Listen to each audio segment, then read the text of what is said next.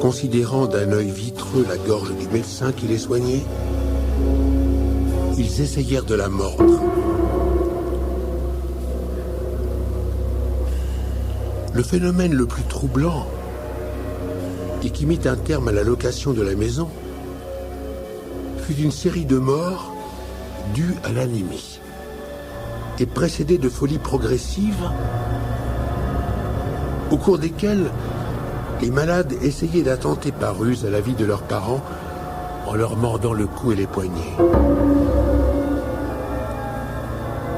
L'élément vraiment inexplicable était la manière dont les victimes balbutiaient des malédictions en français. En français. Langue qu'elle n'avait certainement pas apprise. Le sujet avait près d'un siècle lorsque votre oncle avait commencé à réfléchir sur la question. J'étais enclin à considérer le sujet avec un profond sérieux et je me mis immédiatement non seulement à contrôler les preuves, mais à accumuler tous les faits que j'ai pu réunir. Je m'entretins avec le vieux Archer Harris, un descendant de William Harris Jr., alors propriétaire de la maison. à plusieurs reprises avant sa mort en 1916. J'obtins de lui et de sa sœur Alice. des preuves authentiques de la véracité des documents réunis par mon oncle. Mais lorsque je leur demandai quel rapport cette demeure avait bien pu avoir avec la France ou la langue française, ils s'avouèrent tout aussi intrigués et ignorants que moi. serait-ce inexact? Ayant obtenu de la famille Harris. toutes les informations qu'elle pouvait me donner, je me mis à étudier les documents municipaux et l'histoire de la ville, avec un sérieux et une attention supérieure à ceux déployés par mon oncle en semblables circonstances. Le docteur Elihu Whipple. Je voulais connaître parfaitement l'histoire de la maison depuis le début de la colonisation, en 1636 ou même auparavant, et retrouver toutes les légendes indiennes du Narragansett Narragansett. pour étayer les faits. Peut-être le berceau du drame. Je m'aperçus, dès le début de mes recherches, que ce terrain avait fait partie d'une longue bande de lotissements accordés à l'origine à John Throckmorton. Le lotissement De Throckmorton. avait été ensuite divisé en plusieurs parcelles. On disait même que sur cet emplacement se trouvait jadis le cimetière des... Throckmorton, Fait reconnu depuis la fameuse, Anne White. mais en étudiant les documents de plus près, Je m'aperçus que les tombes avaient toutes été transférées très tôt au cimetière du Nord.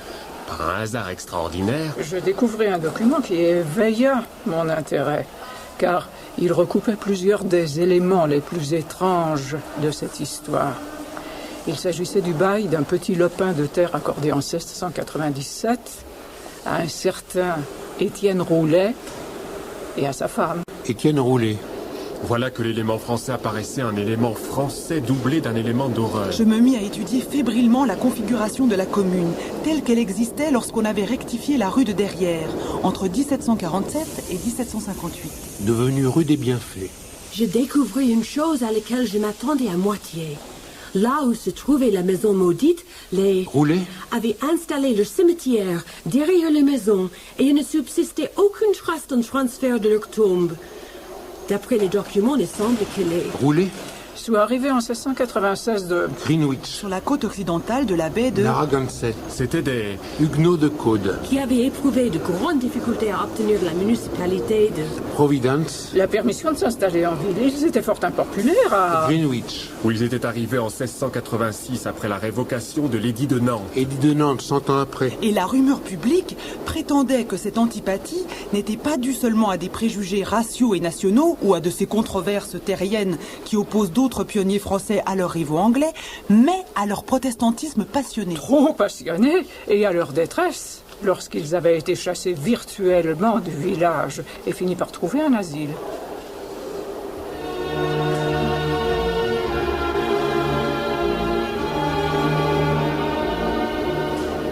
Pendant plus d'un siècle, se souvenant des Roulets, on avait passionnément évoqué la mémoire de ceux qui avaient troublé la vie paisible d'un port de Nouvelle-Angleterre. Bien que Providence ne partageât pas les terreurs qu'inspirait à ses voisins puritains la sorcellerie, les vieilles femmes disaient fort librement que les prières de Paul, fils d'Étienne Roulet, À la conduite désordonnée. n'étaient guère orthodoxes, et ceci avait sans doute contribué à donner naissance à la légende dont s'était fait l'écho la vieille Maria Robbins. Maria Robbins. La servante remplaçante de Anne White. Quel rapport pouvait-elle avoir avec les délires français de Robbie Harris Robbie Harris. et des autres habitants de la maison maudite? Seule l'imagination de futures découvertes pourrait le dire. Je décidai d'explorer ce lieu la nuit. Un soir de tempête à minuit, je pénétrai sans. L'atmosphère des lieux avait abattu mon courage ce soir-là. Et je ne fus guère surpris lorsque j'aperçus ou crus apercevoir, parmi les dépôts blanchâtres, l'esquisse assez nette, une forme humaine recroquevillée en chien de fusil. Je m'en doutais depuis longtemps. La fermeté du dessin, cependant, était étonnante. Et en observant de plus près, je crus voir la fine exhalaison jaunâtre qui m'avait tant étonné par un après-midi pluvieux, bien des années auparavant. Elle s'élevait au-dessus de la tache anthropomorphique du terreau près de la cheminée. C'était une vapeur subtile, maladive, quasi lumineuse, qui, suspendue dans l'air humide, semblait se diluer en une forme vague et repoussante et devenue nuageuse, montée dans la grande cheminée noire, pour ne laisser dans son sillage qu'une puanteur horrible. Refusant de m'enfuir, je regardais la forme s'évanouir. Et tandis que je l'observais, je m'aperçus qu'elle me regardait à son tour d'un air vorace, avec des yeux plus imaginables que visibles. Lorsque je rapportai ce phénomène à mon oncle, il fut fortement troublé. Et au bout d'une heure d'intense réflexion, il prit une décision irrévocable. Considérant l'importance de ces faits et le sens de notre enquête, il voulut que nous éprouvions, et si possible, détruisions l'horreur qui régnait dans cette maison en veillant tous deux plusieurs nuits de suite, si besoin était, dans cette cave moisie et maudite. Le mercredi 25 juin 1919, après avoir fait part de notre projet à Carrington Harris, sans toutefois lui révéler nos soupçons, mon oncle et moi-même transportâmes dans la maison maudite 2 fauteuils pliants, un lit de camp et un certain nombre de lourds et complexes instruments scientifiques fort coûteux. Nous les disposâmes dans la cave pendant le jour, obstruâmes les fenêtres avec du papier et décidâmes de revenir le soir pour notre première veille. La cave étant fermée à clé. La cave étant fermée à clé. Nous avions l'intention de passer la nuit là, en prenant le car toutes les 2 heures, moi d'abord, mon oncle ensuite. Votre vieil oncle. Le docteur Elihu Whipple. Celui qui ne veillerait pas se reposerait sur le lit. Un lit de camp. De camp. La résolution avec laquelle mon oncle se procura les instruments au laboratoire de Brown University et à l'arsenal de la rue Cranston et prit d'instinct la direction de cette aventure fut un merveilleux exemple de la vitalité et de la résistance d'un vieillard de 81 ans. En 1919. Il est donc né En 1838.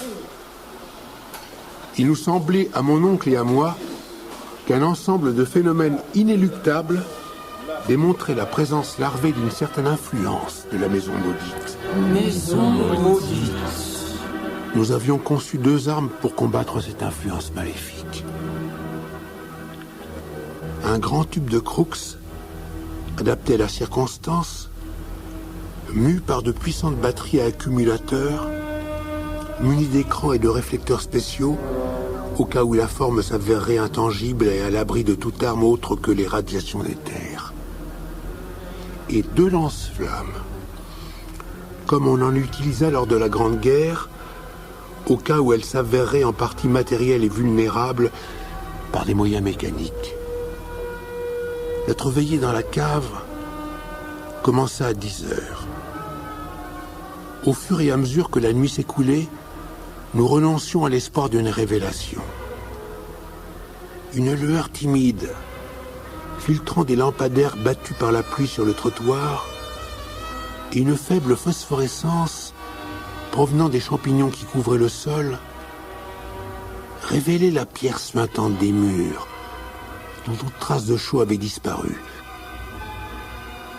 Nous pensions que notre présence nocturne ne manquerait pas d'exciter l'entité maligne qui était tapie en ces lieux, et que bien préparés, nous pourrions régler son compte à cette chose, à l'aide de l'une ou l'autre de nos armes, dès que nous l'aurions reconnue et suffisamment observée. Telles étaient nos dispositions d'esprit, quand nous conversions fort tard cette nuit-là, jusqu'au moment où la fatigue de mon oncle me fit penser qu'il devait s'étendre pour dormir 2 heures. Une sorte de peur me fit frissonner tandis que j'attendais tout seul le petit matin. Mon oncle respirait lourdement. Sa respiration était scandée par la pluie à l'extérieur et soulignée par un autre bruit énervant de gouttes qui tombaient quelque part dans la maison. Car cette demeure humide, même par temps sec, devenait sous la tempête assez semblable à un marécage. J'observais la maçonnerie délabrée des vieux murs à la lueur des champignons phosphorescents et des rayons de lumière affaiblis qui passaient par les fenêtres obturées. Je me mis à bâiller plusieurs fois. La fatigue l'emportait sur la peur. Soudain, un mouvement de mon oncle dans son sommeil attira mon attention.